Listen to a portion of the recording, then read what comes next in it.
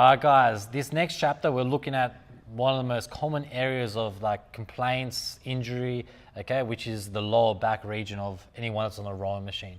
So essentially, we're going to be talking a little bit about the key areas that need to be mobile to get to the front of the stroke safely, and also just the fact that if you are overall stronger, you're going to be able to perform the rowing machine at like sort of pulling bigger numbers and also lasting longer before you sort of feel any sort of pain.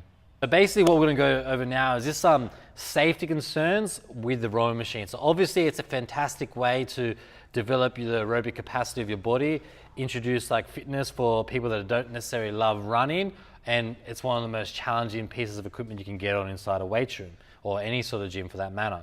So just going to go over the key areas of concern, which is the back. So just come forward to grab the oar. And what I want you to do is just to show the crowd and the fans what it's like when you're at the front of the stroke. So go as far forward as you can.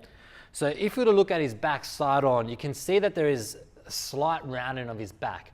So depending on your individual flexibility, okay, that's going to be more sort of rounded or potentially even straighter. But Andy's not too bad, he's well trained, and he's sort of getting towards the front of his stroke, okay, with a relatively straight back. So what you need to make sure is that if you were to just straighten your legs out, so we can sort of see what's happening, and then bend up again. Just watch at the ankle, knee, hip, and the shoulders. They're the key areas of mobility that you want to have sort of functioning well in order to get to the front of the stroke without that back rounding.